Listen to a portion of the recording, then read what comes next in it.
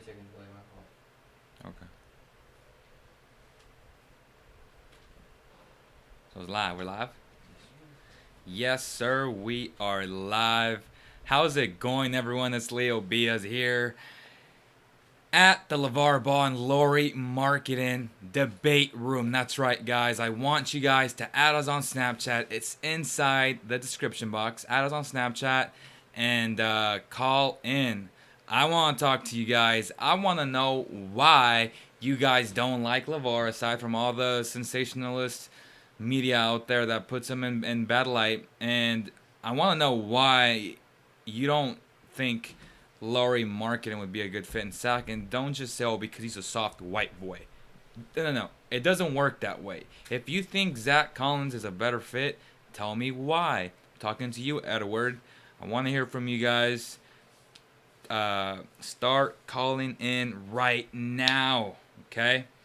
I'm going to be moderating the comments. So that's what I want to talk about. I want you guys to talk, to ask questions. So there it is. Camera quality is money. Yes, sir. It looks good. It looks good. So tell me why LaVar Ball is a nemesis per se, right? First one. Edward, Ed. Is he chatting or is he calling? He's chatting. How do you say to call? Tell him to call in. Call in. Call Sam. You just straight up call him right now. Hit the phone button. How do you put it on speaker? Hello, is this Ed? Hey. What's going on, Ed? Man, I'm glad you called in. I love your insight and all the input that you do give us all the time. As I said earlier, it's one thing to disagree on something, and it's another thing to say, yeah, well, I don't take your analysis serious. And I know it wasn't you; it was someone else. But that's the beauty of sports. We get to debate on things that we love, and it's fun when people don't agree because it sparks debate, right? Hello? Well, I'm very, very passionate about Zach Collins being the better prospect. Okay. Just because I'm a believer of defense. Okay. And, sorry, I've been working out. I'm at the gym. I just got off the elliptical. There you go. But I don't know. I think Zach just brings an all-around better game in some ways. I mean, if you can't get the small forward at 10, maybe you got... But tell me why you think Zach Collins is a better defender. Collins, and maybe one of the lesser small forwards of, OG and Justin Jackson, yeah? No, but tell me why Zach Collins, in your opinion, is a better defender than Lauri Markkanen, or why do you think he's better? Or why do you think he's a good defender, and why do you think Lauri is not a good defender? Sorry. Why do you think Zach Collins is a good defender, and why do you think Markkanen is not? Well, from what I've seen, and basically, from Draft Express, The Ringer, Bleacher Report, just even from all the other pundits, basically, they're not too high on his overall, instincts and his, they say arm length, which is interesting because he's 7 foot tall, but they get the impression that he just stands still, yeah? And when I watched a lot of video, and I've watched a lot of it, he gets blown by a lot. I mean, there's a part where, what's his name, from Michigan, went against him. Yeah, Miles Turner? Yeah. Or Miles Bridges. No, not Miles Turner. Bridges. The guy that Miles Bridges. come out for the draft. he was going to come out, Yes, but then yes. he decided to come back. Miles Bridges. Second. Oh, yeah, Miles Bridges, yeah. Yeah, there's a part where, he played against him, and, Miles, kind of tore him up going to the rim. Yeah. Okay, well, I'll say this about Zach Collins. Well, before I say this, you said you've watched a lot of tape on Markkanen. Where, besides Draft Express, where have you seen this? Slump. There's a guy named Slump. He's a young kid who breaks down players. He does pretty well on his tape and his analysis. Also, I like to look at The Ringer. Okay. I definitely look at The Watch, Adrian Wojnarowski and his opinion. And, opinions are opinions. Yeah, so, you got to take it with a grain of salt, basically. Yeah, well, exactly. And I will say this about Zach Collins. He played against inferior talent. For Pete's sake, he played against UOP, and I know UOP very well because I'm here in Stockton. And so the talent that he faced was inferior, and by a long shot. Lauri Markkanen was playing in the Pac-12 against, top-notch competition in NCAA basketball. And when you look at his entire, because I have his entire defensive stats right in front of me, and many few people have access to what I have. And Zach Collins played 39 games, and in those 39 games, he... I saw 37. You sure it was 39? Yeah, I'm looking right at it. And Lauri Markkanen played 37 games, right? Lauri Markkanen played... Yeah. Markkanen played 37, yes. Yeah, Markkanen played 258 possessions on defense, and Zach Collins played... What? And Zach Collins played 165 possessions. Yeah. Okay, so he played 100 less possessions, so that means there was 100 less chances that he could have been exposed, correct? And he wasn't playing against good competition. And when you look at the pick and roll, when you look at specific play types, and when I look at when he was guarding the roller, he was only in 10 possessions, so he was in 10 situations where he guarded the roller, and he allowed 8 points. So my whole point is he wasn't in enough situations defensively for you to consider him a good defender. And that's where I get things like, it bothers me when people say, oh, he's a good defender, but Lauri isn't. How do you figure and how do you justify that, knowing that he played 100 less possessions and he played against inferior talent? Like, to me, that makes no sense. It's just not logical. Do you think North Carolina is inferior talent? Okay, one game though, Ed. That's one game. He was playing against teams like UOP though. Prime time, national television, in front of the whole world basically. But we're talking about an entire season though. We're not talking about one game. Okay, I understand that, but the entire season, Zach, he showed up too in every game, But he wasn't in enough situations to say he's a good defender. But the thing is, like, you just have to look at his instincts, his overall instincts. He has this what's that word I'm like that extra energy you want in a player. Yeah, he goes all out, 110%. Like you don't see a player like that come out all the time. Yeah, that's one thing I'm definitely impressed about Zach Collins. Yeah. Okay. And I just feel like he would just be this extra, energy, either coming off the bench or, if for some reason Kufos leaves, yeah, you have your future center with Scow and Willie Cauley-Stein, yeah, and you got a nice rotation, And Zach, I feel like he has really good low post moves. So you're saying Zach's a better offensive player? He has that shot going, from He has a nice shot, definitely within the perimeter, and even shot 47.6 from 3-point line. Yeah, and he's even been working on his 3-point shot, and it sounds like he's even improved that. Yeah, so this guy he could actually be a center and even a stretch 4.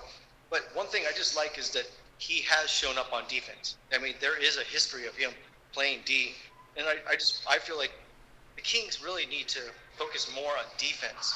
I mean, yeah, scoring is definitely important, no doubt about that. Yeah, but defense is what really energizes a team in many ways. And like when you get a block and your team is,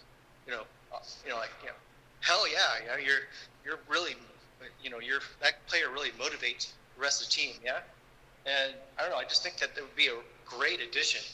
And he's just, if he is one of the options at 10, he might be the best talent at that position. Yeah.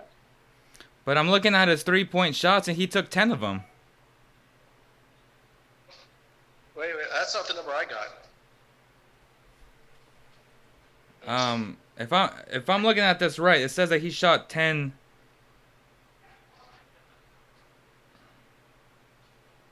So. But he was a center, yeah. So he was not considered a stretch 4 like Markkanen, yeah. Oh, okay, he shot 20 and he made 10, so he was 50% from 3. So 50%?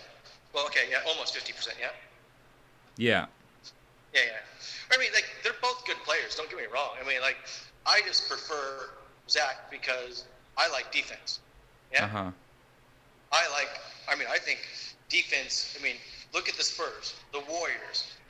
Even the Cavs now are playing better defense. If you want to take it to the next level, it's not just only your offense; it's your defense. Yeah. And what's been killing the Kings is their perimeter D. Their perimeter D is bad, and that once they get past the perimeter, then their front court has to deal with it basically. Yeah. And you need, we got problems everywhere basically. Yeah. We have no talent. That's it. Yeah. I mean, we have talent, but no star basically. Yeah. Yeah. And, yeah. I mean, I say it like this though. Zach Collins coming out of Gonzaga. A lot of those players, in my opinion, are super overrated. They play against inferior talent. And when you look at Lauri Markkanen's overall game, Lauri Markkanen he's just a better offense player, period. He can post up. No doubt about that. I'm not arguing that. Yeah, No. So the only thing I can give you is that he might have better instincts for defense, and even then, that's a long shot. And when you look at the actual analytics, the ones that I'm looking at, Lauri Markkanen was actually good in most areas.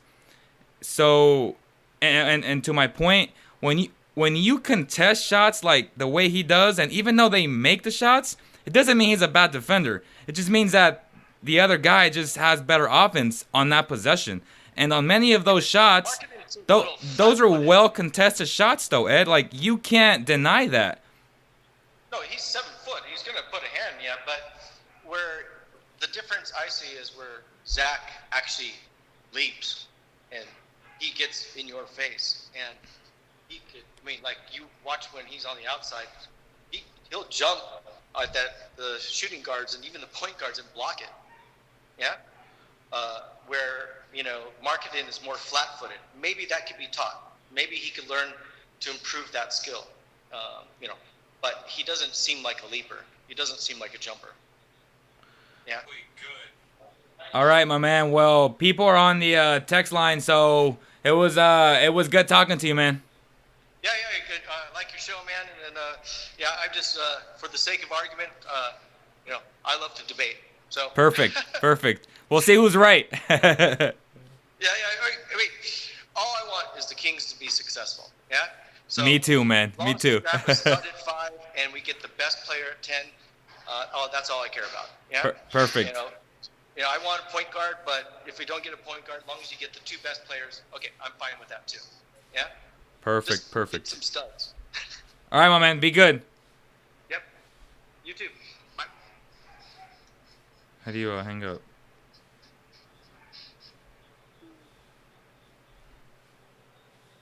I don't think I hanged up right. I don't think I hung up right. Did I? Okay, so who is next? So that's my point when I say he had 20 shots overall.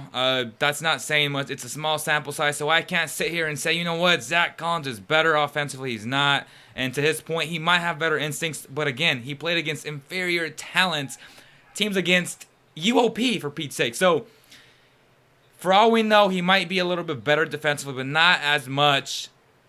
And Lauri Markkanen would be, like, he's the ideal fit on any team right now, playing stretch 5, playing stretch 4. The guy just can shoot the ball. You can't teach 7 foot, and you can't teach his beautiful three-point stroke. So we'll leave it at that.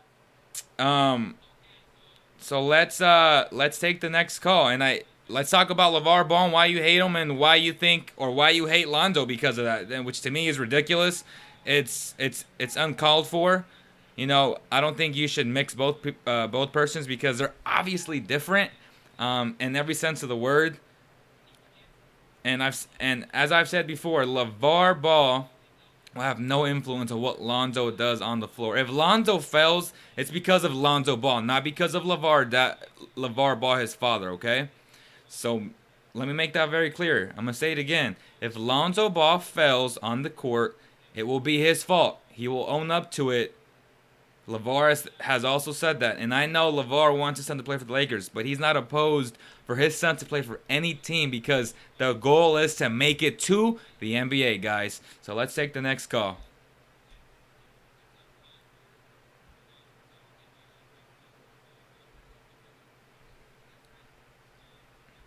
Is anyone calling in?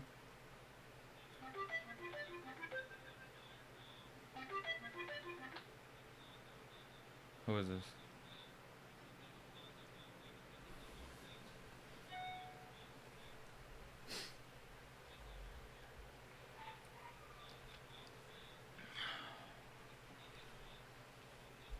No?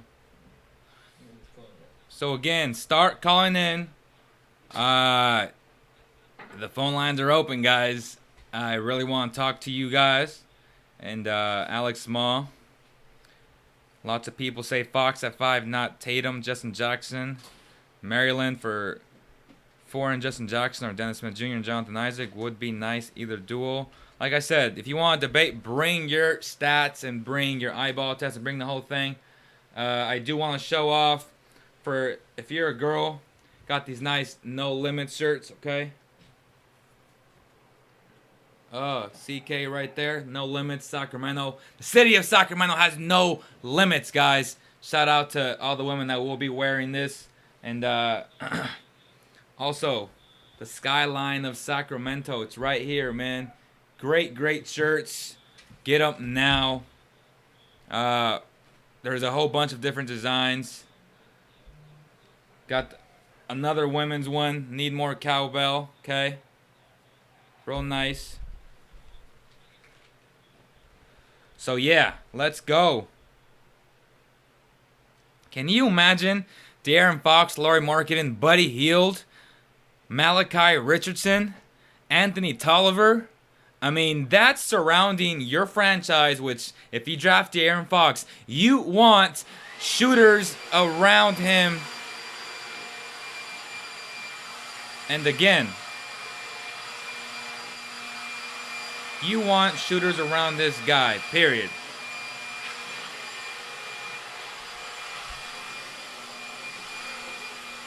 Can you hear that? Can you hear that? 30 seconds away. I didn't hear it today. Can't hear it today?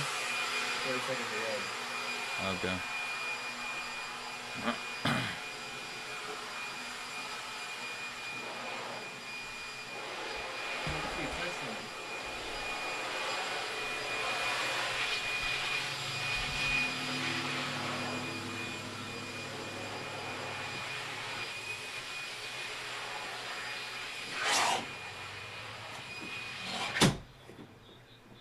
There it is.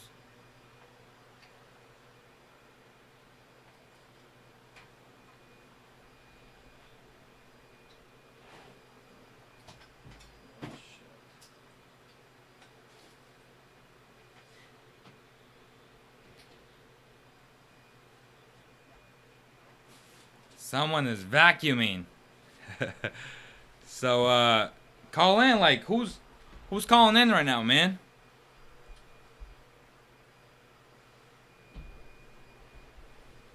Yeah, everybody's. Come on, man.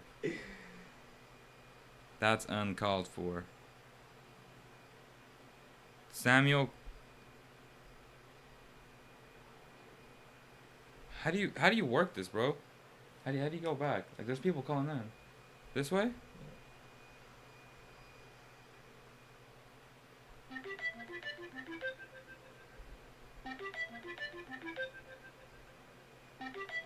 Someone asked, is Lauri playing 3 or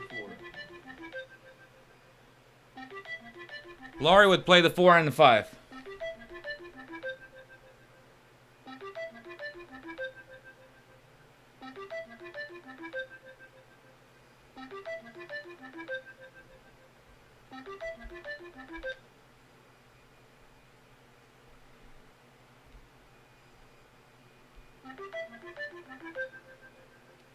So we are calling the people that. No. So who's calling in right now? We're doing this to call for people to call in.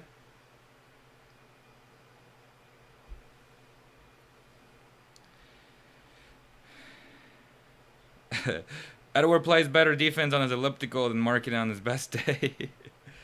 Edgar Fernandez, what's the Snapchat? It's inside the description box, bro. Gotta do this live, because 30-second delay throws me off too. What? The delay throws me off.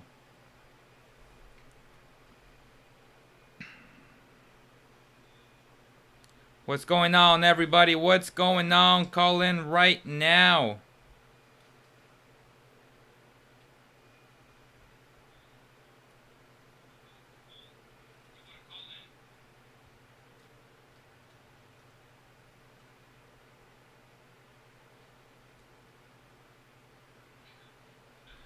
So I'll say this again. Lonzo Ball would be the ideal fit in Sacramento. Patrick Kennedy, what's the number? It's just a tool. It's a tool within the actual app. So if you have Snapchat, just press that little phone, and we'll be able to pick it up.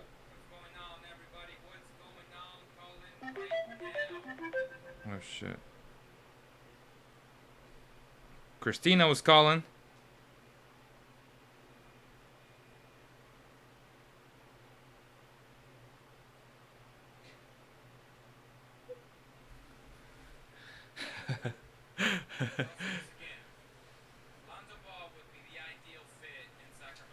Tell me why you think Lonzo Ball is the ideal fit, or why he isn't. Tell me why Markelle Fultz would be a better fit. Tell me why De'Aaron Fox is better than both of them.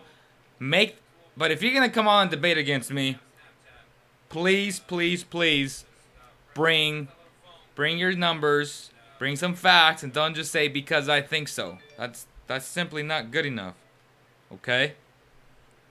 So I'm keeping the phone in my hand. Christina Shabar, she said after dinner, she's almost done. So yeah, I'm not lying. She said that. She did. Fox is my draft crush for this year. Fox and Justin Jackson, everybody agree. So we're having technical difficulties right now, but it's okay.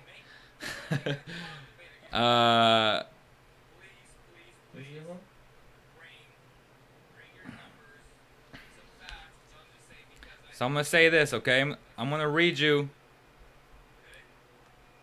the offensive stats for Lonzo Ball. He has a rating of excellence, okay? He ranks 94%, which is like right there near the top. In 480 possessions, he had 521 points in every single category. In transition, spot up shooting, pick and roll ball handling, cutting. He was very good or excellent, man. I mean, that's crazy talk. Like, this guy improved UCLA in every sense of the word, and every category. This guy has improved that team.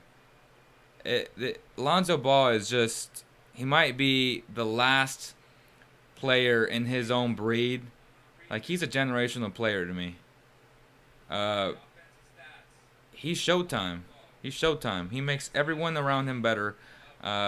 Willie Cauley-Stein has, I mean, he said it like low-key. He would like to play with a guy like that.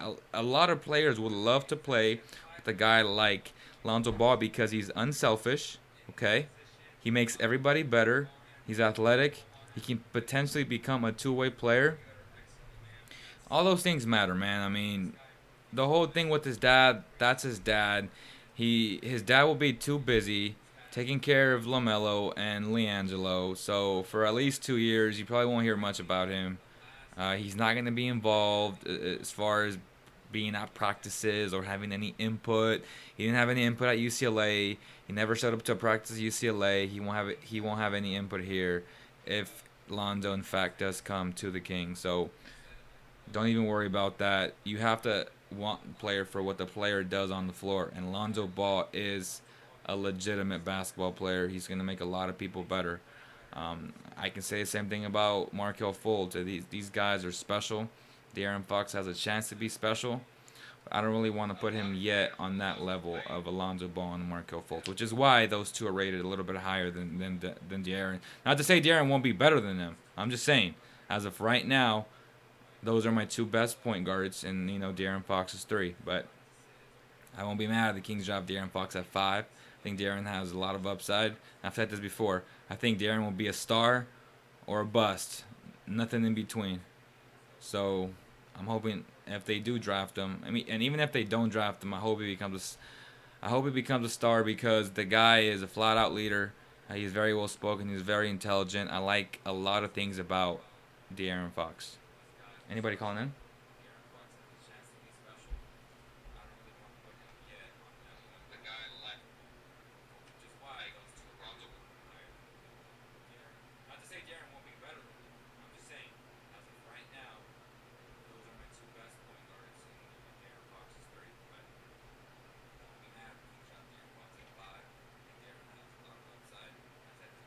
Edgar Fernandez, are you going to call in or what, man? I'm talking about Lonzo because the Kings have 2 picks in the top 10. That's why.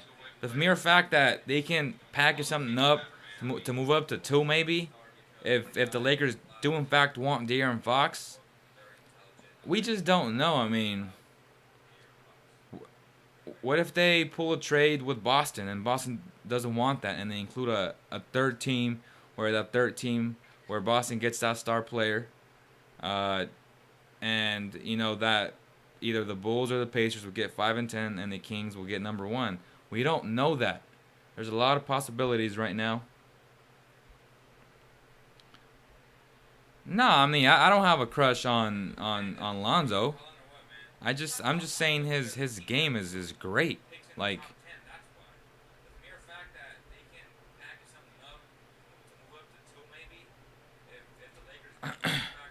so there's a little bit of a delay. It's a 30-second delay, so it's not live. It's kind of like puts me in awe when I'm looking at the comments and I'm looking at the camera, I'm talking.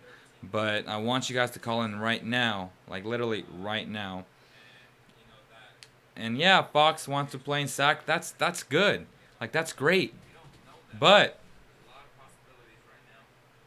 you just can't deny the fact that Lonzo Ball right now is a better player. Right now he's a better fit. Right now we know what he is capable of. He makes people better.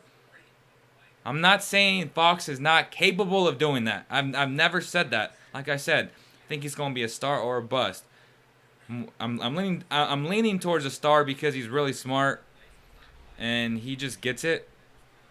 So I don't want you to think that I'm against drafting Fox because I'm not. I think that'd be a great get at 5 if he in fact falls to from the 76ers to the Kings, because I don't think Phoenix will take him there. So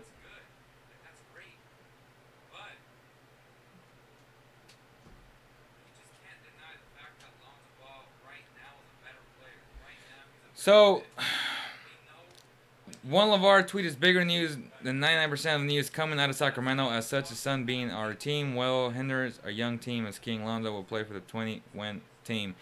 LaVar is saying that if Lonzo in his first year, he will lead his team to the playoffs. Do you agree with that? Is he that good? And that's just a silly question to even ask because we don't know. But if he in fact does do that, like that's gonna be crazy, man. And if just Summer League right now, people will be at Summer League watching Lonzo Ball because he is the main attraction. I just can't wait to watch him play against these other guys, these other high draft picks. The whole De'Aaron Fox. Don't get De'Aaron Fox again.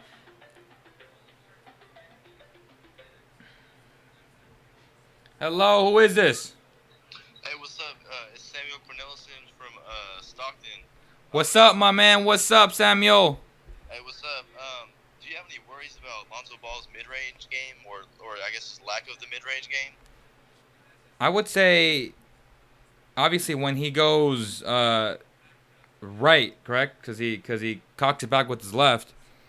Yeah. So that one side, he's gonna have trouble. I mean, that's his. Yeah. To me, that's as big as a weakness. But name me a player that doesn't have a weakness in this year's draft. You know what I mean? Like those are things that he can improve on with time. Yeah. Yeah, I mean, I think Markelle Fultz seems to lack weakness, even though he has kind of a casual approach. Mm-hmm. Like he has all the potential to be a really good defender because he has all the physical tools, and then offensively, he can score at all three levels, and he's an athlete too. But I mean, I definitely think you're right when you rank Markelle Fultz, then Lonzo Ball, then De'Aaron Fox. You know what I'm saying? So you think Markelle is number one, correct? Yeah. And then Lonzo and then De'Aaron. Yeah. So do you think Lonzo would make a guy like Willie Cauley-Stein, Scalabrine Sierra better? Because I certainly do. Yeah, most def. I definitely think so. And then his ability to space the floor too is really nice. I just don't know if it's worth having to trade up to get Lonzo Ball at 2, where you can just get De'Aaron Fox and then a guy like Justin Jackson, Jonathan Isaac, Lauri Markkanen at 10, who can also stretch the floor. You know what I'm saying? Yeah. Yeah, I mean, I've said this a lot of times. I would love to get De'Aaron Fox and Markkanen because if you put Markkanen, Scal, Tolliver, Buddy Hield, you're stretching the floor and you're surrounding your star point guard with gunslingers, man. I mean, you want to put your star point guard in a position to succeed, and if you surround him with shooters, he's gonna be good, man. Right. I got a question for you. What do you think about the Kings trading down from that 10 pick to Portland for 15 and 20, and then trying to get Justin Jackson and Hamidou Diallo, the athletic wing out of Kentucky? Correct. He's going back to school. I'm being told by E-Man that he's going back to school. Oh, for real? Yeah. Oh, okay. All right, scratch that. Hey, but still though, that's a good trade. I would do something like number 10 and Costa Kufis for the 15 and the 20 or the 26. Yeah. I mean, absolutely, it's not out of the question. Portland would love to have a guy like Costa who's super solid. He's a vet, a great locker room presence, good friend of mine. Yeah. And he's solid. He can contribute, be a nice backup for Jurgic, and I think that's what they needed in the playoffs, man. Yeah, definitely. Anything else? No, I think that's it. You're good? You sure? Yeah, for surely. All right, Samuel. Appreciate you calling in, brother. Hey, yeah, love the show. Have you purchased your CK gear yet? No, I'm gonna for surely, try to get some for sure because it's pretty fresh. Are you gonna get that De'Aaron Fox at 5 or what? Nah, for sure. All right, Samuel. Appreciate that, bro. All right, good talking to you. Yep.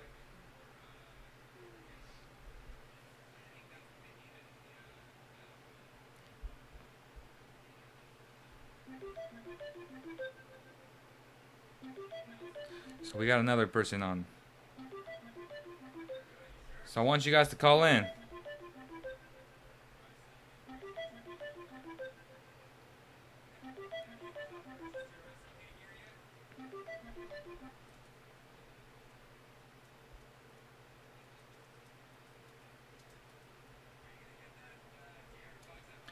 So let me know what you guys think, guys.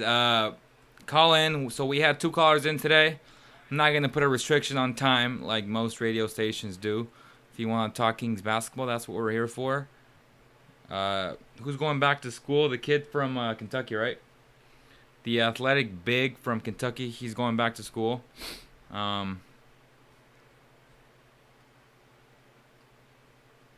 So, Fultz, Lonzo, Fox, Markkanen, Jackson is my prediction. I tend to agree with that, man. There you go. Have you shared the stream on Facebook? All right. No, not on Facebook. Yeah, start sharing the stream on Facebook. So, I want you guys to call in right now. What are we on time right now? I'm asking for Harkless if I'm trading with Portland. So Jaime Gutierrez brought up a good point. I'm asking for Harkless if I'm trading with Portland. So something, Costa Kufis number 10, Harkless number 15 and 26. That's pretty realistic, guys. Honestly, I think that'd be a good get for the Kings. You have, a veteran presence there. You have some depth at the small forward position, which is where they need someone. You still draft a small forward, in my opinion. If you don't get one in the first round, and you go De'Aaron Fox and Lauri Markkanen, or even if you go 2-point guards, I'm not opposed to going 2-point guards. You got someone calling in, I think. How do you work this? I don't know how to work Snapchat, guys. I don't know, man. I leave that to E-Man, but who's calling in?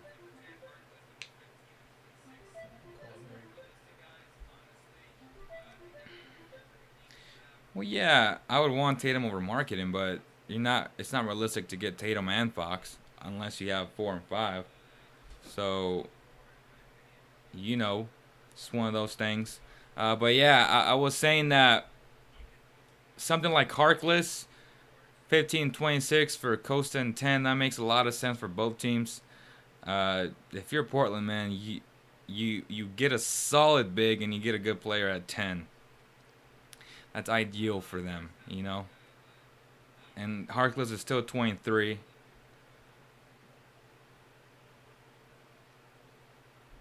We'll have a better career. Well, yeah, Nero Markkanen ain't going 9 or 10. I've said that. I feel like he's going 7 or 9. Hello? Hey. Is this Christina? Yes, it is. How are ya? Thank you for calling the show. You're welcome. Sorry, I was eating dinner. It's all good. What do you want to talk about? Well, what are we keeping the draft picks, or are they going to trade them?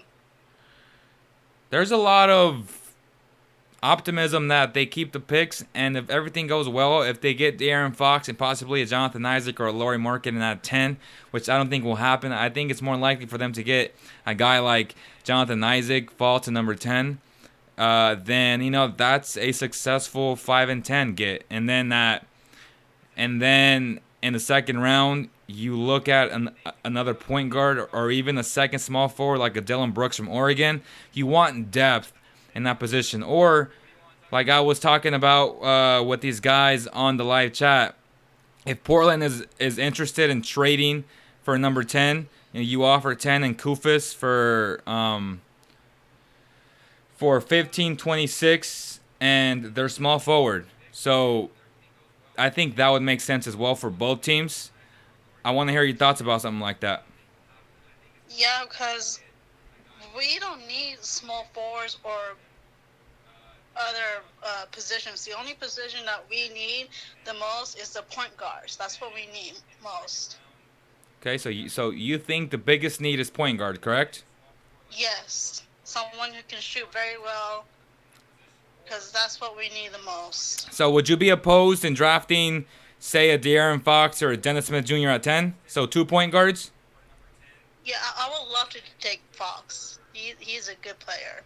But would you like to take 2 point guards at 5 and 10? Well, oh man, that's a tough decision. That's what's fun, though. It's fun because the Kings have options for the first time in a long time, and that's the beauty of this year's draft, you know? Yeah. Well, thank you so much, Christina, for joining the show. Have you gotten your CK gear yet? The what? Have you purchased your CK shirts yet for women? No, because I don't have a job, so it's tough for me to buy anything. Okay, and that's okay. Hopefully you get something soon. I'll be praying for you, and Thank you. I wish you the best. And thank you so much for calling in. Thank you so much. You have a great day. God bless you. You too.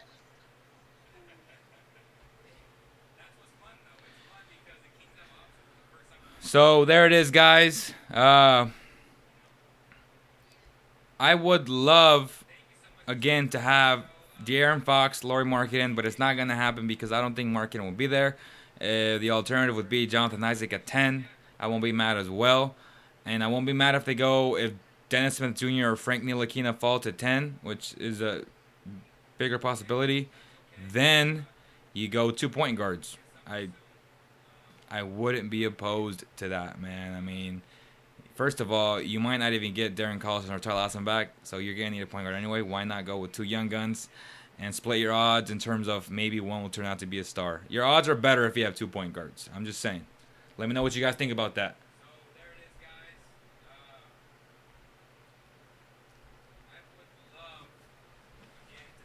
So I would actually take Markkanen at 5 because Fox can't shoot.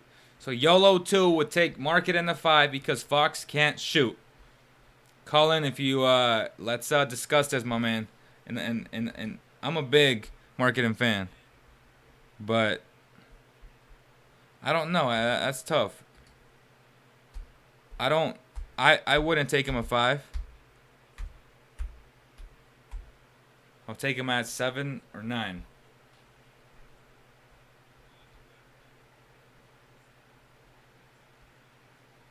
I would consider Dennis Smith Jr. at 10. He's highly regarding my analysis. So free agency talks, right? I think the Kings are going hard after Otto Porter from the Wizards. They have the opportunity to really max him out and not compete against anyone because the Kings have a lot of money to spend, guys. And they only have about 2-3 roster spots, if that, because they're going to bring in Bogdan. They're going to have about 3 rookies minimum, right? And just in case they do trade, the Blazers, that's a 4th rookie, correct? Yeah, so that'd be 4 rookies. That's 4 roster spots. So the roster spots are limited. So that means that they can max out like 2 free agents. Literally max them out to the max, no pun intended. And really solidify a young core.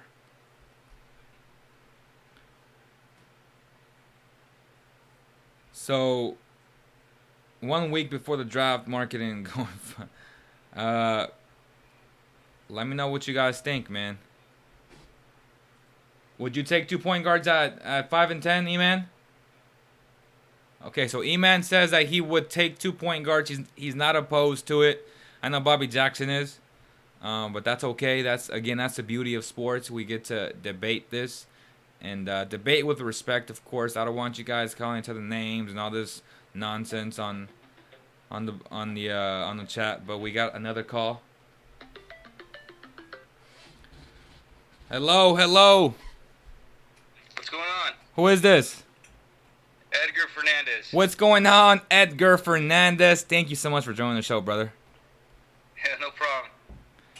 What do you want to talk about, man? Just the draft in general. Okay. What's on your mind? So, what do you think is going to happen with those first 2 picks? Because honestly, I don't think Boston's going to keep that first pick. What do you think they're going to do with it? What do you think about that? I honestly believe they're going to trade Jimmy Butler. Would you give up Markelle Fultz for Jimmy? Man, I mean, they're already stacked that guard. You know what I mean? Like they need someone to go up against LeBron.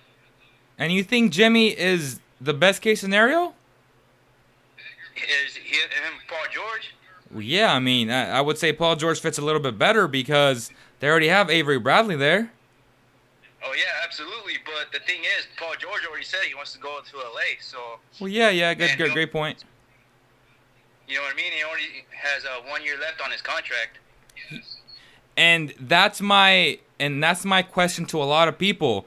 Why would you give up Markelle Fultz, a potential star, for a 1 year rental? You're not going to beat the Cavs with Paul George or Jimmy Butler.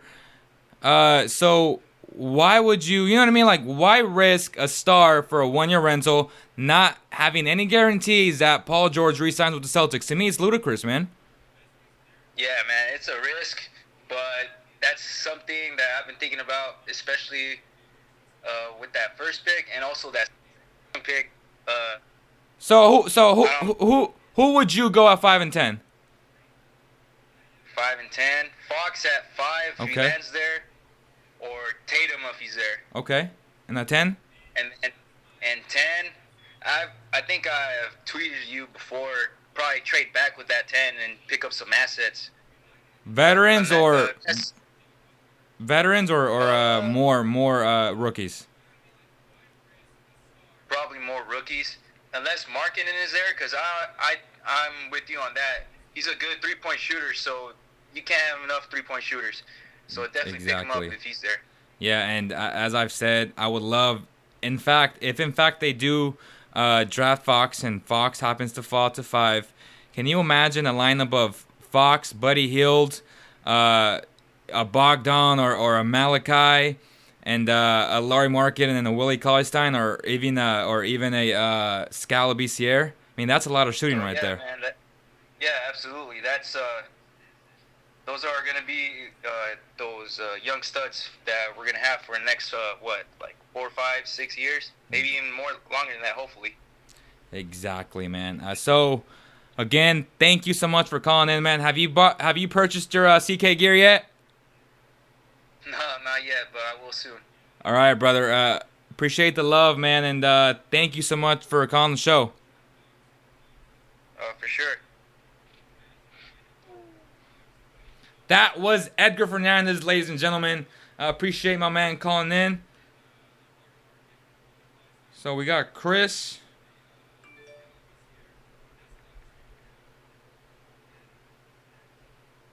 Oh. I literally don't know how to use this thing. So I think Chris is how's his phone sound? Good? Can you hear it? Kind of. So E-Man says we can hear the phone calls, kind of. Sound like phone calls. Huh? They sound like phone calls. Well, they sound like phone calls, guys. You know what I'm saying? That's how phone calls sound. As long as I sound good, right? Get Buddy Hield on.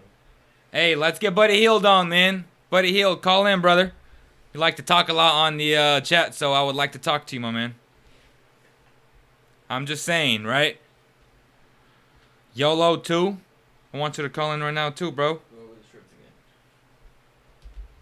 So, again, Sacramento.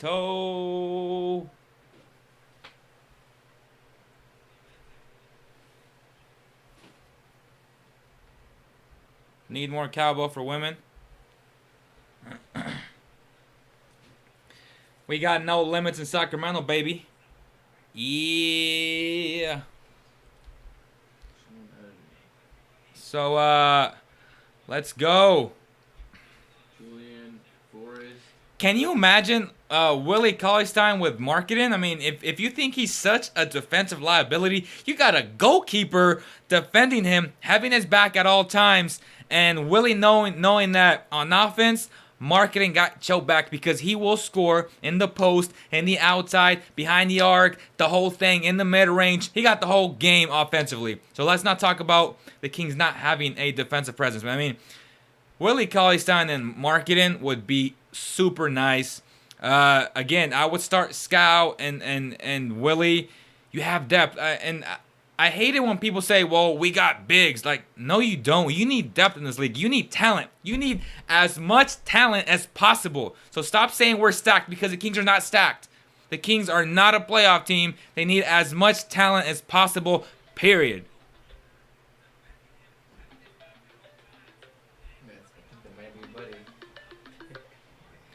Hello. Welcome to the show. Hey, this is Chris from New York. Chris from New York. Yeah. Alrighty, we got a New York listener, guys. Shout out to you, man. How can I help you? Yeah, I've been a huge Kings fan for a while, and I just wanted to ask about if there's a possibility if Isaiah Cousins could get a chance back on the Kings. Isaiah Cousins, he's gonna get a chance, Chris. In July when we go and cover the NBA Summer League. So definitely, if he's good enough, he's gonna get his chance. No question about it. Yeah, because I would like to see him and Buddy Hield might get back together. That's very interesting that you bring that up. I've seen them hang out a lot during the season when the Bighorns were playing here. I believe they played 2 games in SAC. They're good friends. You're right. I would like to see that in Summer League, see how it works, see if it works at this level. It worked at Oklahoma. I don't know if it'll work at the NBA, but we'll see. And Summer League is a good indication, right? Yeah, exactly. So who would you draft at 5 and 10? Oh, 100% at 5, De'Aaron Fox. Okay. What about at 10? Just need a facilitator at that. Okay. And what about 10? At 10, I like Lauri Markkanen, but if he's not there, I think we should look for a small forward. Okay. Maybe a Justin Jackson or maybe even OG. I agree with you, my man. I agree 100% with you. Yeah. So a Justin Jackson or OG. So Justin Jackson would provide, offense from day one. He's a very well-rounded player. OG is a little bit more of a project. He's coming off an injury, but he has the potential to be a star on defense. So to me, that's awesome. You're bringing in 2 guys in Fox and OG who can play defense. Coach Dave Yeager would love something like that as well. So that would be a successful job in my opinion. Yeah, me too. Well, again, Chris, thank you so much for calling from New York. We appreciate that on behalf of the entire team, man. Thank you so much. Yeah, thank you for taking the call. Have you purchased your CK gear yet? I want one. I'm not even gonna lie. Well, they're there, man. I mean, they're good prices. Again, it's what the company sets them at.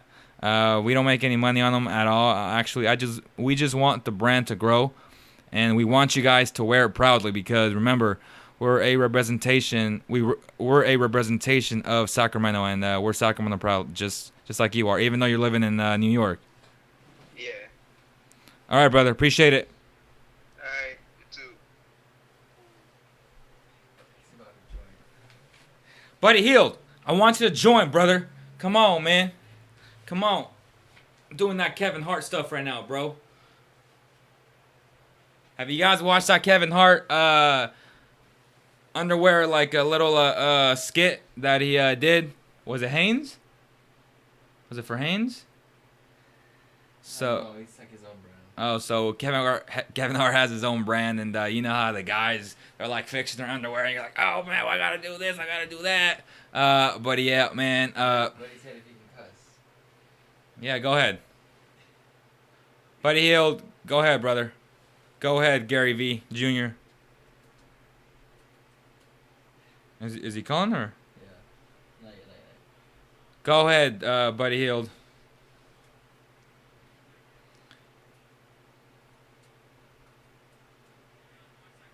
Matthew Loeb says, what do you think about Man U winning the Europa? Big time. Man U, to me, should go after Chicharito again. I don't know if they will, but they should. We'll see what they do, though. because I'm about to roast Leo Dirty ASS. All right.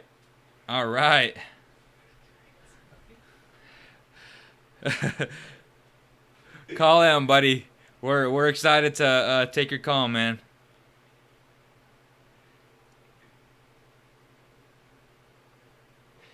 No, that's not. Oh man, you know it's funny when we have to entertain Buddy Hield. Oh my gosh, you got 69 people watching now, bro. All right. 73. So again, tell me why LaVar Ball.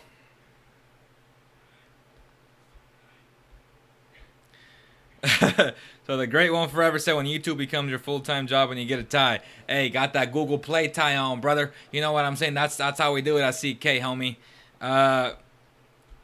Talk ball, leave Leo out of it. We have not read How to Save the Kings by... So Ron Simmons says Zach Collins Lauri Markkanen. Tell me why. Call in right now, Ron Simmons. Call in right now, Forrest. I want you guys to call in, man. What you guys can do is add us on Snapchat and use the calling feature. Do it right now, okay? LaVar Ball. We can talk about LaVar Ball, Lonzo Ball, Lauri Markkanen. Let's keep it to that. Hey, Leo, Alex Cabral.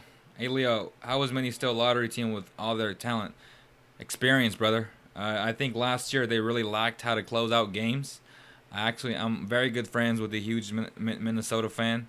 And, you know, I'm good friends with the reporter. And to me, that's what it was. They would love to have a guy like Lauri Markkanen play next to Cat and, you know, really space out the floor for a guy like Cat and Andrew Wiggins and Zach LaVine.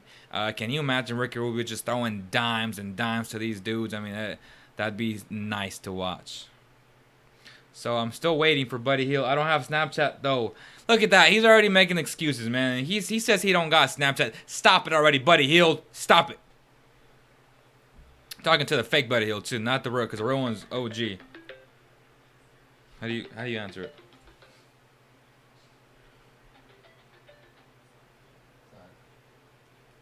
Stay in your lane. What's up, Jack Silva? Hey, how's it going? What's up, brother? How are you? I'm doing good. How about you? Good, man. What do you want to talk about today? Well, a couple of weeks ago, I talked to you about De'Aaron Fox a little bit. I asked you why you thought he was a better option than a guy like Ntilikina or Fox. And the only thing you really gave me was that he's a better floor general, which I don't think we can really tell, especially about Ntilikina yet, considering that he played overseas in a system that didn't really require him that much. So I was wondering why you thought Fox was better, even though Ntilikina might look like a more overall built player. You asked me or you asked E-Man? I'm pretty sure I asked you. I asked you over Snapchat in one of the streams, and you just said he was. Both of you said it was overall he was a better playmaker. Okay, so that was E-Man. That was his opinion. That wasn't me. Okay. So E-Man told you that De'Aaron Fox is a better playmaker overall than Smith and Ntilikina. I tend to agree with that portion of being a better playmaker, a better proven leader. As far we know what we know, right? We know that he has high basketball IQ. He's very intelligent. He's well spoken. He's a leader. All those things matter, okay? As far as on the court, he's an awful three-point shooter. He shot 24.6, which to me you can't justify. And I've been saying this, and I'm gonna say it again. It scares me. And that's why I firmly believe that De'Aaron Fox will be a star or a bust, nothing in between, because I just don't see how he contributes to a team and you say, oh, he's a good player. No, I think he's going to be a bust or he's going to be a star. And to me, he has John Wall potential, but again, will he improve on that shot? I don't know if he will. Am I opposed to the Kings drafting him? Of course not. I think if he falls to 5, that's amazing value at 5. So I would go with him. You would have no choice but to take him at 5 because his talent, his upside is way too high for them to pass up on him. But answering your question on Ntilikina, the same can be said about Ntilikina. His upside is insane. He has a 7-foot wingspan. He's 6'6", playing the point guard position. He killed the U18 under 18 championship. So when he plays people his age, he kills them. And to be fair, in Europe, they have a system where if you don't, like they rather play their veterans, even though they're not better than Frank. But that's just how it is. It's more of a class, there's a lot of politics involved in Europe. So that's a major reason why he didn't play much. I can somewhat agree with you with that, but the one question I do have is you can't really name any point guards in the NBA right now who are stars that don't have a three-point shot to go along with their game. Correct. So, and that's why he scares me so much. Yeah.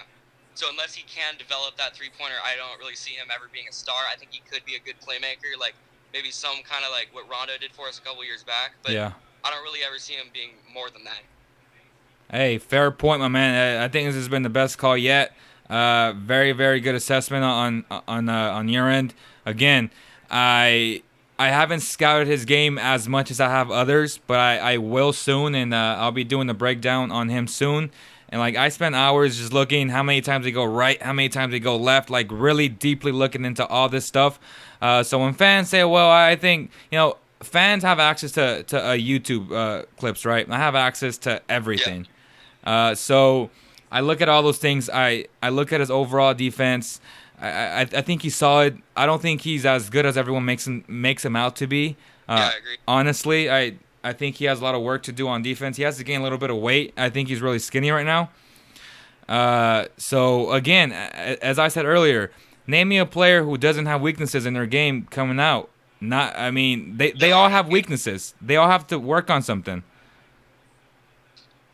Yeah, the only other thing I could say is about not wanting to pick Fox is that I don't want Buddy Hield to be just strictly an off-ball player.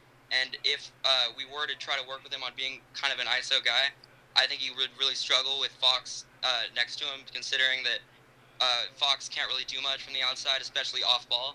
So they'd be able to double-team off of him and really focus on Hield, and I don't know if Hield would react well to that. Very, very, very good point, and which is why I feel like they have to draft Markkanen to really spread the floor out for him. Yeah, I'd agree with that. I was thinking Jason Tatum at 5, and that if he were to fall, if not, then you would probably theoretically have to go with Fox just because he's the best available. Yep. But if we were to be able to get Tatum at 5, then it'd be either Ntilikina or Smith, whoever would fall to us at 10. Correct. I agree 100% with you. Now, if Dennis or Frank would fall to 10, who would you rather have? Right now, I'd probably take Ntilikina just because he is, bigger high-risk player, and with the Kings in the past, we haven't really been able to nail too many of those. If we were to get, to turn into a star, which he probably has a better chance of doing than Smith, he could stay long term and be a good option for us a lot longer than Smith could. Perfect. All right, brother. Thank you so much for calling in, bro. All right, thanks. You too. See yep. So that was a very good call. I think it was the best by yet. He made a lot of good points. So again, if you draft De'Aaron Fox, I'm going to tell you right now, you better surround him with shooters. Because as of right now, we don't know if De'Aaron Fox can shoot the ball, okay? We don't know that. We know that he actually can't shoot the ball because he shot 24.6 from beyond the arc. So I'll say this. And I'll say it again. I'm going to keep repeating myself. I think he's going to be a star or a bust. He has John Wall potential. He's a great athlete. I don't think he's as good defensively as everyone makes him out to be. I think he can become that good on defense. He can become a great defender. He definitely has a size and athleticism. If he does fall, the Kings have to take him. I think that'd be a steal at 5 because of the upside. But again, I am a little bit hesitant. And I'm not like, oh my gosh, drooling over this guy, because he does have weaknesses, and the biggest being his three-point shot. And to me, that's a huge concern. So let me know what you think about that.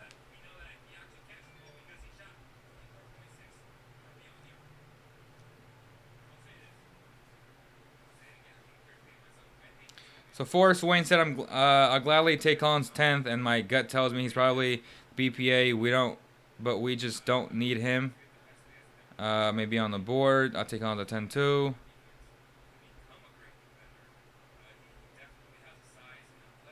Smith has a star potential written all over him. His game reminds me of Isaiah, but bigger and not as quick. So Forrest says that Dennis Smith Jr. has star potential, which I agree. He can also not be as good as you think he is because it's been reported, right, that he hasn't been the best of teammates, that he's quit on his teammates.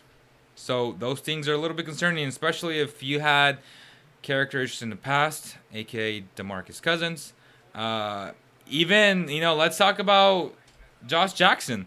He's taking anger management classes, okay? That's not a good sign, guys. To me, that's not a good sign, period. I don't know how to justify that. If you read what he said to another, I think it was a women basketball player, it's just not acceptable. You don't want those type of headaches.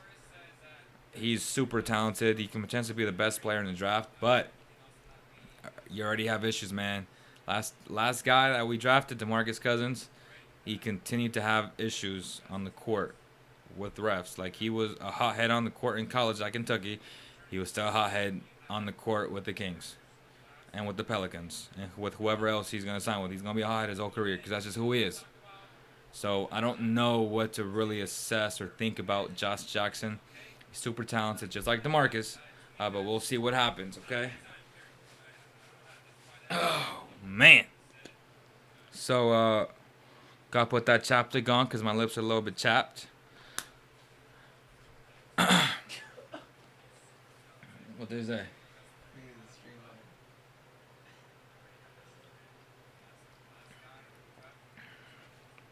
Who is? Wall is an aloof comparison. I'm looking for some... Yo, Buddy Hill, man, you gotta stop with that nonsense, bro. He said, I got bands. You sleep on a singular twin mattress. Actually, no, I sleep on the king, bro. Following Jackson, lots of baddies on the gram.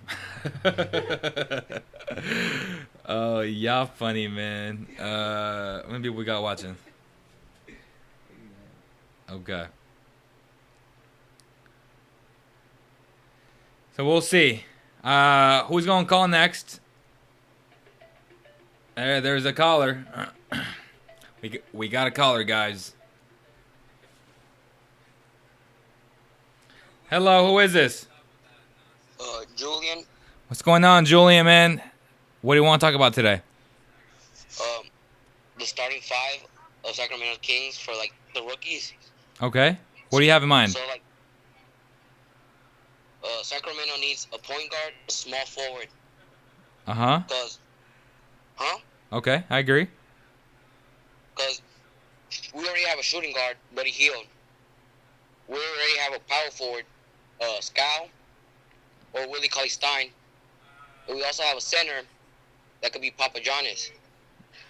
Okay. And for me, I think for the fifth pick, we should get De'Aaron Fox. And what if he's not there? Hopefully, we get a point guard or that French dude. Okay, so you would draft Frank at 5? Well, maybe he slips at 10, and we get a small forward at 5. Would you go with Josh Jackson, knowing that he has anger management, that he's taking anger management classes, or would you go with Jason Tatum? Well, Jason Tatum's a power forward, and we already have a power forward, so... No, Jason Tatum's a small forward. Oh, he is? Oh, my bad. Well... Yeah, I'll take Jason Tatum over Josh Jackson.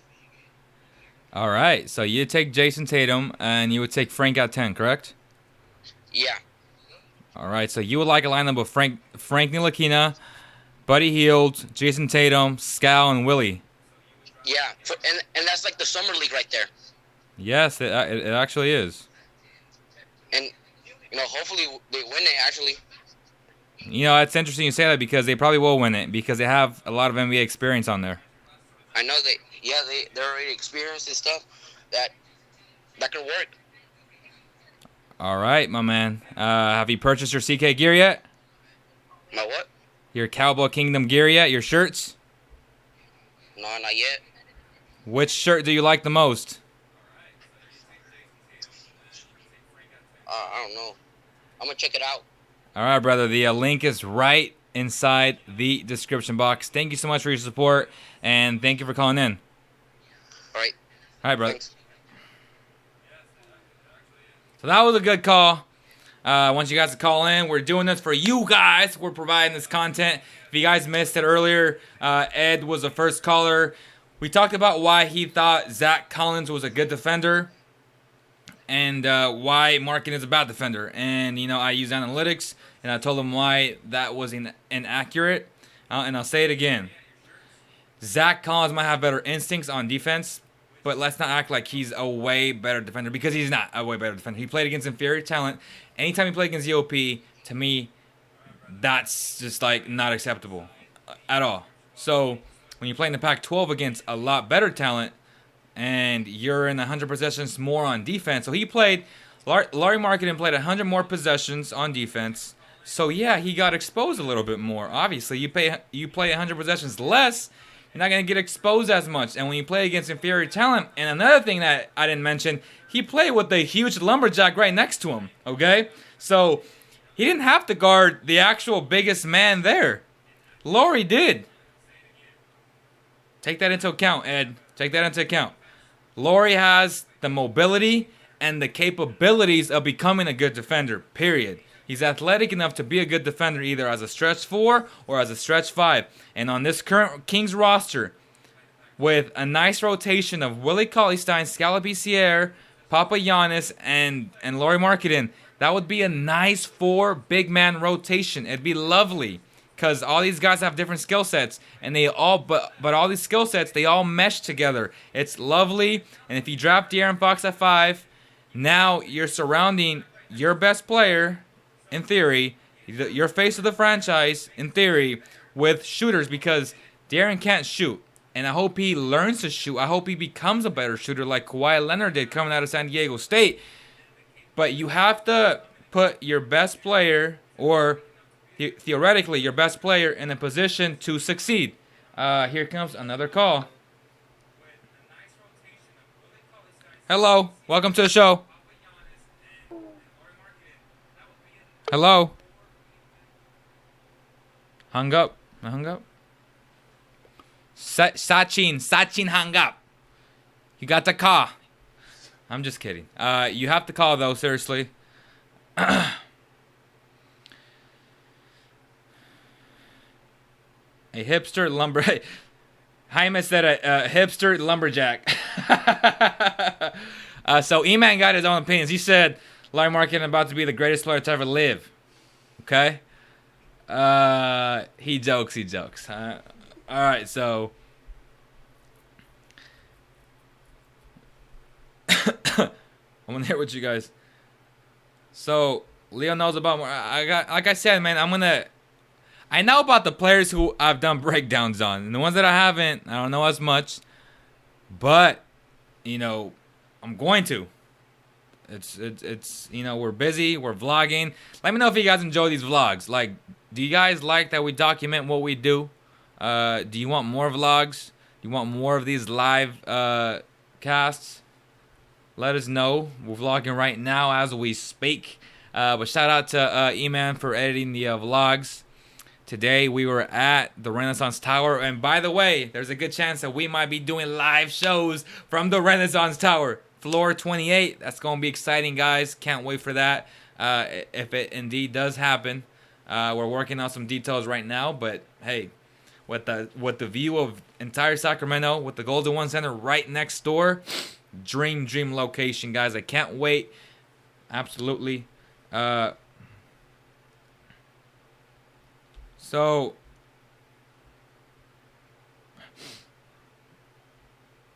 what they say, man? Need De'Aaron Fox.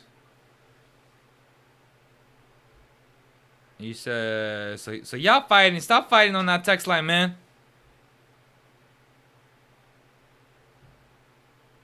Someone said, I don't know about that, E-Man. Ema's actually texting, so if the account texts, that's him. I'm sure he'll text right now. So we got another phone call. Hello and welcome to the show. What's going on? Nothing much. You? What's your name, brother? Drew. What do you want to talk about today? Drew, listen. What I want to talk about is, by the way, last homie that called clearly didn't know much about like a lot of stuff. Okay. So I don't want to be ignorant, but there's a few things he didn't really mention. He couldn't name any other players he was talking about. By the way, like, my question is, my only question is, why is everybody already sold on Buddy Hield? I agree with you. I agree 100% with you. I don't think he's that good. Like, I'm not. It's no knock against him. I want him to prove me wrong. I would love for him to prove me wrong. I want to come back next year and say, oh, this guy's amazing. Okay. But as of right now, he was a rookie last year, right? Why do we get so sold on people that are just like brand new? Give him a couple years to develop. I agree. Buddy Hield cannot carry the team. Listen, DeMarcus Cousins couldn't carry the Kings. I'm sure you're a statistics guy. You know how good DeMarcus Cousins is. Yeah, he's really good. Like compared to the big boys, he's up there. Yeah. And he couldn't carry the Kings. So you think Buddy Hield is gonna do a better job? I doubt it. I strongly doubt it. Okay. And another point I want to kind of bring is why, like, he was talking about how, like, or for me, like, the way I'm seeing the game is like, I don't know if people still see it, you still see it the same. I'm seeing basketball as more of a positionless game now because people forget that KD's 6'11", he's a small forward. Paul George, he's 6'9", 6'10". There's a lot of we're having more and more bigger guys being able to do guard things nowadays, right? Correct. So I don't really see why teams don't seek those guys because those guys pan out pretty well in the NBA. As opposed to, like, why we're still bought into the whole idea of let's get a short point guard and let's get why don't teams start to more transition towards that, seeing that that's where the league is heading towards? Well, when you say the league, you're talking about the Warriors and how unfair it was when they added a Kevin Durant and how flexible they can be when you add a 7-footer who can dribble the ball like a point guard. And so when you say they're heading into that direction, I tend to agree with you, but they're not there yet, okay? So very few teams are as good as the Warriors. And as True. Okay. True, but the Warriors, like, to me, maybe it's because I probably watch a lot of basketball and I know I'm not trying to brag or anything, but like to me, like the Warriors' offense is not like it's not the most genius offense. It just works because it's common sense, you know? Oh, it works because they're great players. True. Plain and simple. That's it. Because they're superstar players. You know what? They're great players. Not only that, but I'll say though, because the offense worked before KD was in place, though. KD is just Agree. I agree. What was already there. So my thing I'm saying is, why is it taking the league so long to catch up if it's worked for the Warriors and such? Because think about it though. How long did it take the Warriors from being a shitty team? Wait, are we allowed to curse on this? Yeah, go ahead. How long did it take the Warriors from being a crappy team to a very good team? Like, it didn't take them too long. You could recall when the Warriors were a losing team, and that wasn't even 6 years ago. But they drafted Steph, they drafted Clay, and they drafted Draymond. Those are all star players. Yes. But I would say, like, all those guys, I like, don't get me wrong. I believe Steph would have always been great. Uh-huh. But, like, without a system and a team believing in him and actually pushing him, I don't. Because remember, when Steph got drafted, a player that does what he does was like an outlier. It was like a bad thing. It was like, no, we don't want nothing to do with him. Now we want combo guards. Now we want guards who can shoot. But back then, it wasn't looked at the same way. Yeah, I tend to agree with you. But at the same time, though, Klay Thompson is so underrated, man. I mean, Klay Thompson, to me, he's not gonna get no shine. Look who's playing with. Come on. Exactly. Like, if you put Klay Thompson on the Kings, he's averaging 30 points a night. Oh, period. Yes. You know what? I got a better question for you, right? Should the Kings seek somebody in the free agency, or can they possibly acquire somebody that's coming out of the free agency? In terms of what, like a Chris Paul, Blake Griffin type player? Yeah, anybody to help this roster, because the roster they have right now, I don't know about it, man. I've been on record saying that I truly believe that they're going to go hard after Otto Porter, who is 24 years old. Otto Porter's amazing, by the way. He's got a very nice game. Yeah, he has, he wasn't asked to do much in Washington because you have two other head honchos there. So I think if you put him on the Kings, who, let's be honest, as you said, the Kings don't have a star right now. Okay, it's super open for anyone, which is why De'Aaron Fox has shown interest to come to the Kings. Players want to play for a team who is up and coming and exciting and doesn't have a star. So it makes sense for De'Aaron Fox to want to come to Sacramento, period. So if you add a guy like Otto Porter, who is still super young and has experience playing, in the playoffs, then that's a good thing, man. And I don't think many teams can compete with the Kings as far as maxing him out. Honestly, I would pay him about $28 to $30 million a season. You know what? That's a fat check, and not a lot of players are gonna walk away from that. But I don't know, man. Maybe it's like a thing, and maybe it's me, because like I feel like there are certain things I value over money, and I feel like the position Otto Porter is in is not a bad position at all. You have people like you're playing with alongside John Wall and Bradley Beal, who arguably to me are top, like some of the best two guards and some of the best combo. But they can't pay him that much money because they have to max out John Wall. Well, that is true. John Wall has already cemented himself as one of the top guards in the league. So we can't count that out. But I mean, you know what? That is true. But I don't think they want to let go of Otto Porter, because Otto Porter created so much space for John Wall. And exactly. Bradley's he doesn't drive a lot, but he takes a lot of mid-range jumpers. You need space to work with those two. And Otto Porter's gravitation is amazing, man. Like, I watched the games. Like, this guy, he's literally having, like, 2-3 guys watching him. Like, but if you're okay, that's fair. But if you're Otto Porter, would you take $20 million with the Wizards or $30 million with the Kings? You know what? Seeing the situations of the Kings, knowing that they've lost people like Chris Webber in the past, they've lost like all these guys in the past, I wouldn't risk it, man. Like, the Kings, I feel like the Kings is just bad juju, bad mojo, man. Just stay away from it. It's changing, though. The day they got rid of DeMarcus Cousins, it changed. You think so? You think DeMarcus Cousins was their bad luck? You think yes, that's it for them? I do. I'm not sold on that yet, but you know what? I'm excited. I'm not. I tell you because I'm inside the locker room, okay? And anytime the Kings would lose, which was a lot, because they've done a lot of losing in the past 7 years, the locker room was super negative. Negative vibes all the way around because of DeMarcus Cousins, okay? The day he got traded, kid you not, the day he got traded, okay? Even when they lost, he still felt the positive vibes, okay? Oh, so that leads to another question. I don't want to hog the line or anything, but can I get like one more question? Go ahead. That leads me another question. Now, since you're basically telling me that DeMarcus Cousins was basically bad energy for a locker room, which is always a bad thing because basketball is more than just being on the court. Correct. Therefore, is he gonna be bad energy over where he's at now? Well, he already got suspended twice with that team. I love the guy, man. Like, I love his game. I love his game, and I love him. And I'm not gonna lie to you. I love him as a human being. But the day he got mad because we ran a story who Matt George wrote talking about how technical fouls hurt the team and hurt him. Like, you can't be serious. Look me in the eyes and say, I'm mad at you for writing a factual story. If you don't believe technical fouls hurts the team, you're full of it, correct?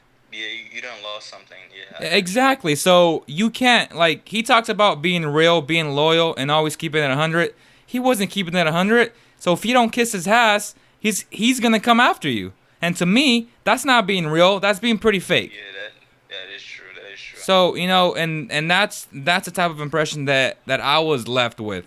I know he's a very good human as far as always giving back.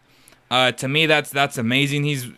I think he's the most generous player in the NBA, but he has a personality trait that just, to me, he won't ever change, ever. Damn. You know that's unfortunate, man, because giving is like talent. He's amazing. He's top 5 talent. He's not a top 5 player. He's a top 5 talent. That sucks, man. That sucks. You know, it goes to show, man, the kids should watch out there. Like, basketball is more than just being on the court. Absolutely. Like, everything you do, once it becomes your life, everything you do outside of the court, that relates to basketball. it sucks that DeMarcus Cousins is such a great talent, but he's never really been like. Imagine this guy on a good roster. Like, I'll say this: I think DMC needs to be your second or third best player for him to be successful. Kind of like a Kevin Love type when he became a third option. You know what? I'm shaky about Kevin Love. I don't know, man. Like since he left, whatever. We're not gonna talk about that because that's another subject. But in terms of DeMarcus Cousins, it's unfortunate, man. That's weird because I've never. Maybe it's because I've never like personally seen him, but I always thought like he was just in a bad situation. That's all. Like, again, it's the organization's fault for enabling him to do what he's wanted. So if you just slap someone on the wrist for 7 years, they're gonna do what they want. It goes back to parenting. You know what I mean? Like if you allow your child to keep being a troublemaker and all you do is slap him on the wrist and not ground him and take away what he loves, and in this case, what he loved was games and playing basketball, they needed to suspend him and they didn't. So that's what happens. So he just got spoiled. He was spoiled, of course. All right. Anyway, I'm glad I was able to actually let that because it's rare that I talk to people that actually know basketball. Usually I'm in an argument because people don't know basketball. Like they think they do, but they don't. But I feel like I'm talking to somebody that actually knows ball. So I'm glad I was able to have that conversation with you, and I'm glad I was able to be a caller. I appreciate your support and love, brother. Anytime, man. You know what? I actually just like today, as we're speaking, just stumbled up on your channel. I like sports. I talk basketball, so I'll be subscribing. You'll be seeing a lot more. So what's your name? Drew. Drew. Actually, it's J-U, Juju. They call me Juju. And where are you from? Well, I'm from Haiti, but I currently live in New York, so. In New York? Yes, sir. Awesome. So you're from Haiti, man. So are you a big Scout fan? Nah, man. I left there at 12, man. So that was like 09. Okay, so you just missed the big earthquake. Yeah, 6 months prior, man. Damn, that's crazy. Blessed to be. God bless you, and I'm super happy to hear that, man. Listen, tell Buddy Hield, man, I'm looking forward to him proving me wrong next year, man. Hey. I feel like he has the skill set for it. Like a lot of players in the NBA have the skill set to be great. Now, whether they're gonna be great, that's gonna let their character and who they are as a person determine that. Don't get me wrong. His skill set, he's already proven to me that he can be great. But whether he can be great or not, the numbers haven't yet shown me anything. Correct. You know what I mean? Correct. And I'll say this about Buddy Hield. He is obsessed with becoming good. And anytime you have a player who drinks, sleeps, and keeps drinking basketball the way he does, he's given himself a great chance to become a good player in this league, and even a great player. Okay, he's a super humble human being, and he's a super positive vibe person. Like the first day I met him, the most positive 23-year-old I have ever met, and I can tell you that with a straight face. All right. So one that's my last one, and then I'm hanging out after this, right? So realistically speaking, so what do you see the Kings record next year? It's just hard to say until I see who they actually draft and who they sign. Okay. Yeah, so it'd be kind of really childish. Think a rookie could make that much of a difference, though? Who? Do you think? Buddy? Unless you're like a Towns or like you're a big name. No, not Buddy. Buddy Hield, Buddy Hield's no longer a rookie. I'm talking whoever they draft next year. Oh, do you think they'll make do I think that they'll make a big difference? An impact. They can make an impact because at the end of the day, they're just rookies. Yeah, I mean, I don't want to discredit their skills and their talents, but the NBA is totally different than college. I agree with you 100%. Like the fan side of me wants to say, yeah, they'll be better, but the realistic, objective side says they're not going to be better. They're going to be worse. Because I'm thinking next year's their down year, and then it's up from there. Correct. Because it takes you a while to build your talent, and you cannot forget that the Western after this finals is going to be the same Western Conference from last year. It's not going to go anywhere. Yeah. So, hey, do me a favor. Follow us on Instagram. You'll see a lot more of us. It's _Kingdom. I got you. I already have you on Snap. I have you on YouTube. You guys will see a lot more of me. All right, Drew. All right, man. You take care. Take care, brother. Thank you. That was a great call. That was a great call from Drew from New York. He's from Haiti. He left Haiti 6 months before the disastrous event happened. God bless everybody. And Scal was there. Scal survived it. Just an amazing human being. I love Scal, and I can't wait to see what he becomes. And I've said this. I think Scal will become an all-star in this league, barring injury, of course. You charge this 3%. Where's the charger at? Hold on. No. I don't have a charger, bro. I don't have a charger. So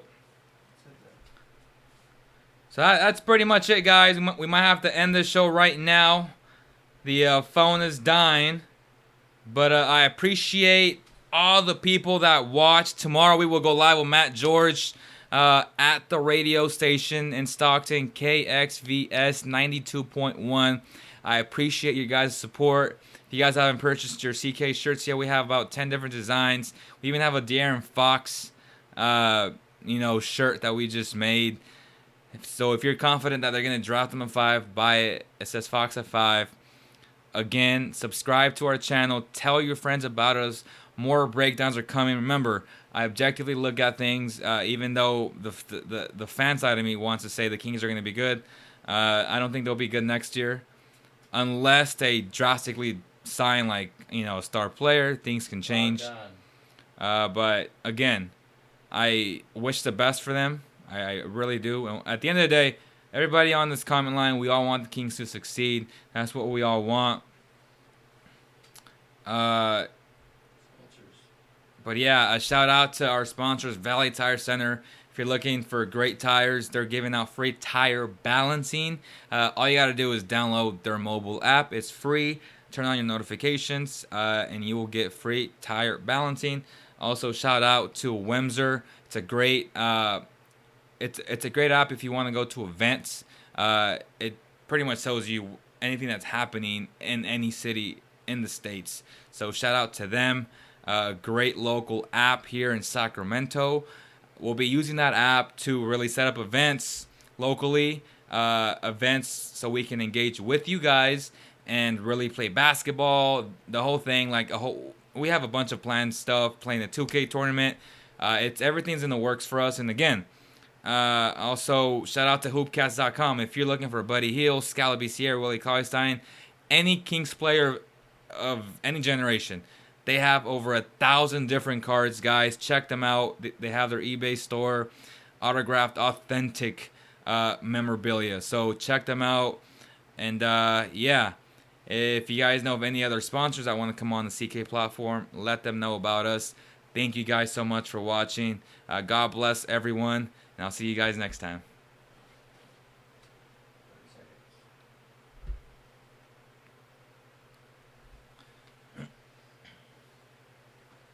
Good turnout, huh?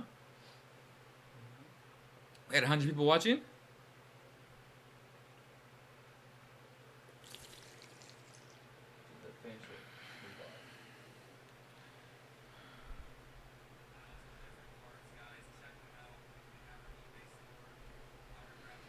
Miles Bridges is going to be a top 5 pick next year.